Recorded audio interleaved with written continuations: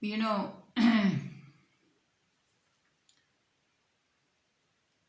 mm,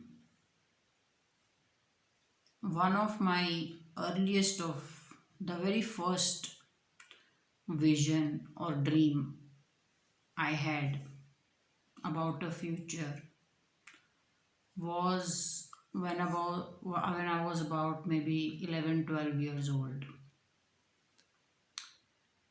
It was so real, the dream that I had,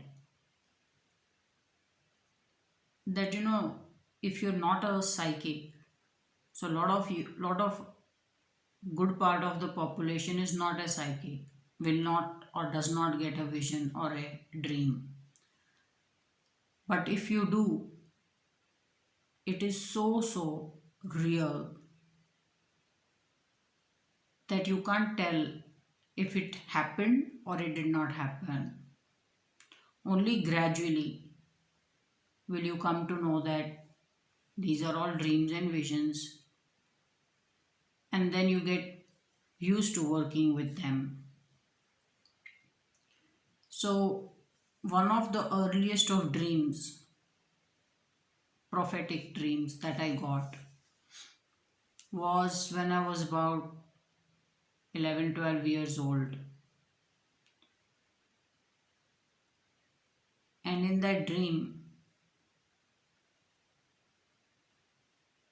when my when the dream begins and I open my eyes, I am lying flat or on one side with my cheek touching the curb of the street, and I'm looking at so many people who are walking past me. I'm a small girl, and it seemed I fell when the dream starts. So I am on the ground or the road, fallen flat on my one cheek. And as I'm looking, there are so many people walking past me, and I'm amazed to see I've never seen, back then I had never seen so many foreigners, or any foreigner for that matter, people who have blonde hair, you know, completely white skin. I had not seen, and dressed like foreigners. I had never seen anybody like that in real life. So in the dream, I'm seeing them walk past me, and I'm a small girl who's fallen. And what even more amazed me was the long heels these women were wearing. All the women were mostly wearing, and they were in these very westernized clothes. But nobody was looking in any other particular way. They were just walking straight to what looked like a train station.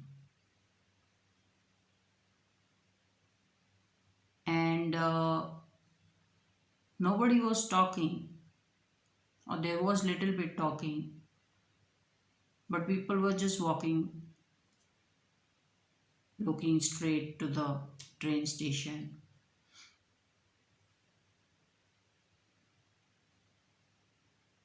And then I do get up,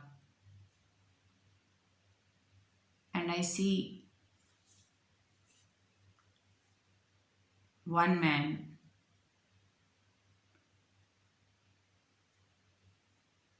who's also walking to the train station. He has a straight look, And then for some reason he starts smiling, generally smiling.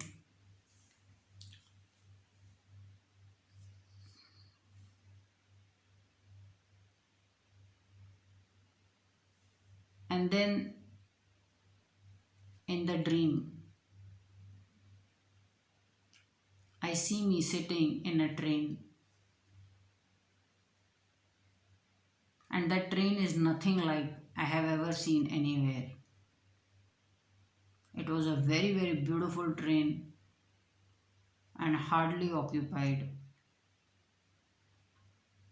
And when I looked outside the glass window, so I see through the glass window, I'm amazed to see such beautiful flowers.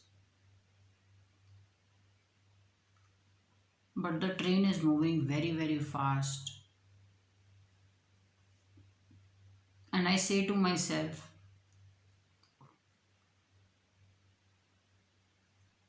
I want to see these flowers more closely, and maybe if the train could go a bit slow. But then it's just a thought at that time that's crossing my mind. And the train is really, really moving very fast.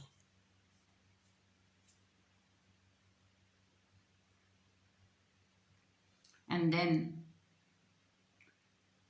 I move out of the in the dream. Now I'm looking from the aerial view, and I see that train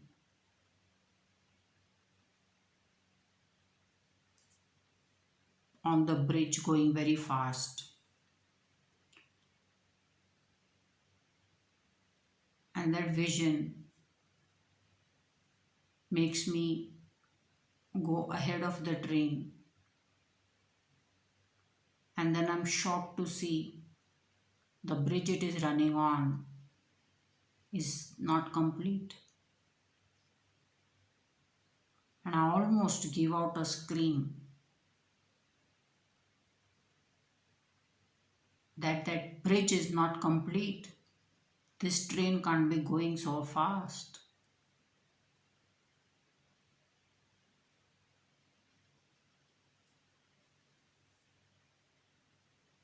Because the speed at which it was going and the bridge is not complete, that train is just going to go down into the ocean.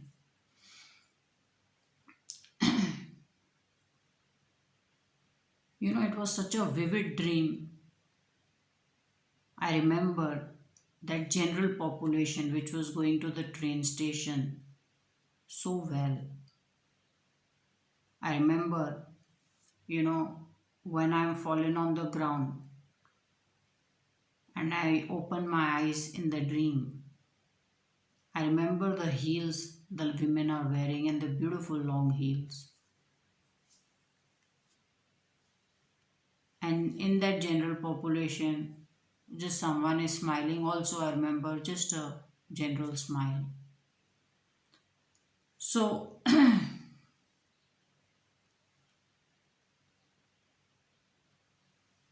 this vision, as I said, was delivered to me when I was 11, 12 years old. And it is what is going to become of Canada in about 100 years. Canada is going to become a third world country.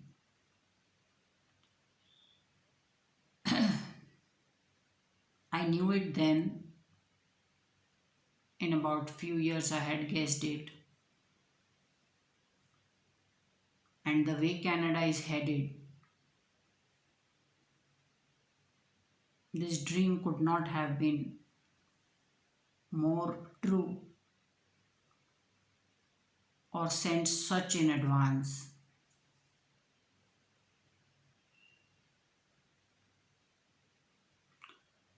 So, what does it take for a first world country, which is Canada, to become a third world country? One,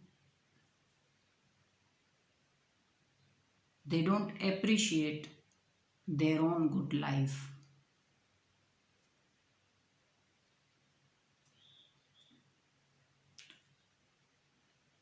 They don't stop people from poorer countries from taking over and doing things as they please in the first world country. You know, so if you didn't know, I'm born as a Sikh, but now I'm a Hindu. But then I am also every other religion because of enlightenment across religions. It's just that, when I say Hindu, it's also because of, a certain, if I had to fill a form, what would I take? I would take a Hindu. That's what it is. So, because of a certain very deep experience. So, if you look at Canada, Hindus are doing exactly what they are doing in India. They started building idols. One of the ways for a country to go poor or bankrupt and kiss poverty is to start building idols.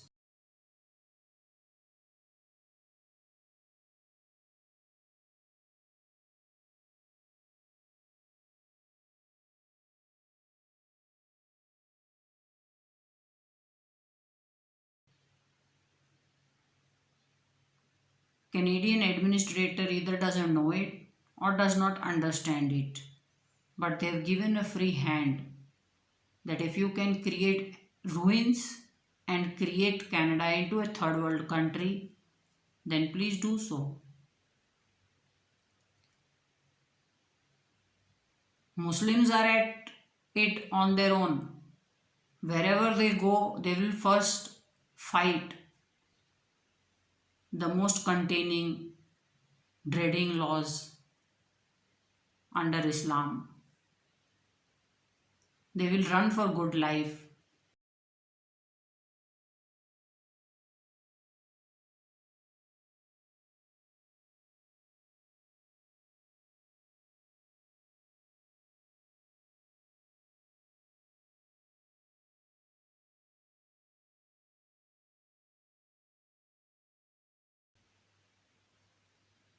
UK is now gotten taken over by a Muslim population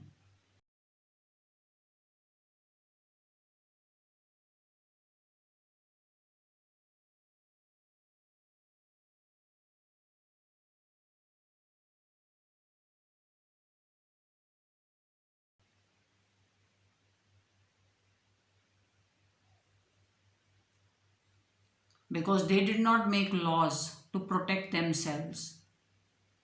Canada has not made laws to protect itself. So, first it's going to go bankrupt because they're going on building idols. Hindus have put up so many idols. That's not the only problem. Canada says we have 16 official languages. Sir, you will not just become a third world country which got sent to me and told to me through a dream. You are ready to become a fourth world country when you allow so much diversity without building a common language. A language binds people. Everybody should speak the same fucking language. But administrator doesn't seem to know it. People don't know how to do administration.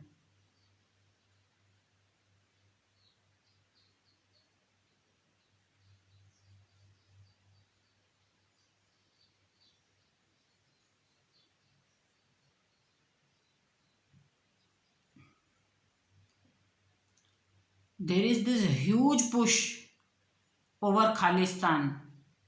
They are not stopping. All these people who are asking for Khalistan and Khalistan state and referendum vote, they're not stopping.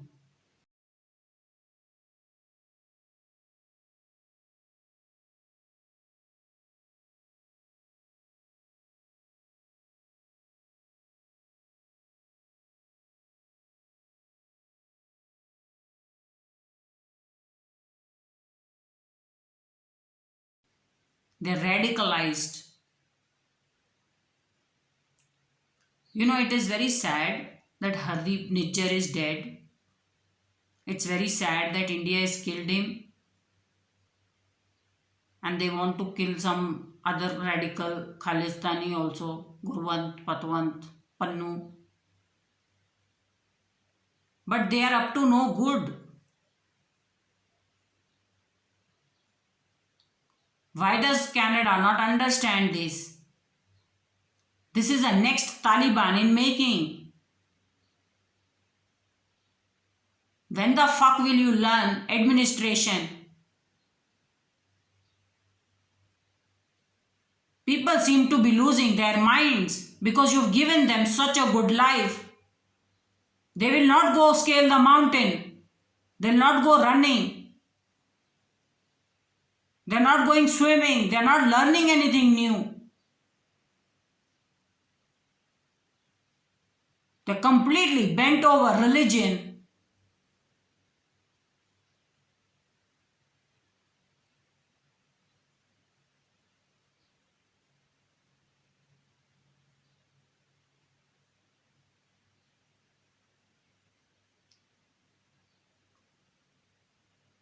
How are they so idle?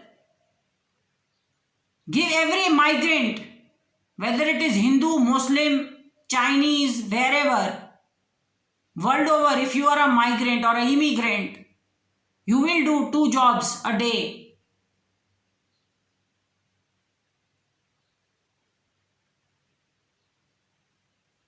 Let me see how you will then bend over religiously. You will have no time.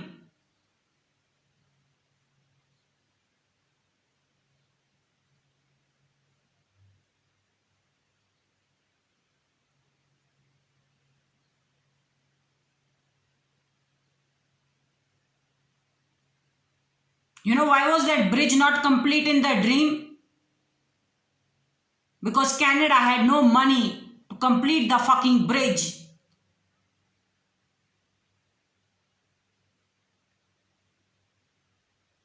Why were people walking to the train station in such a big hordes?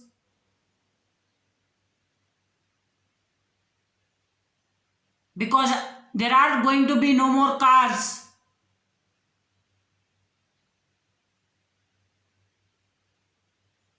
Somebody will say it is not possible. What the hell is she talking? It's not possible. Future can scare you. Not everybody can handle seeing a future.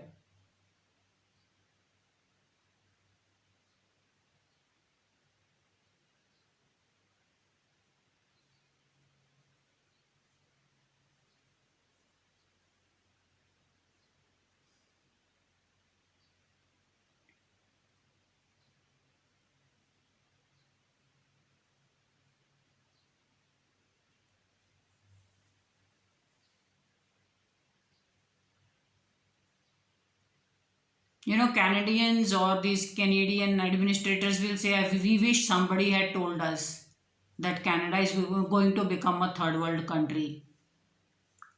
I'm telling already.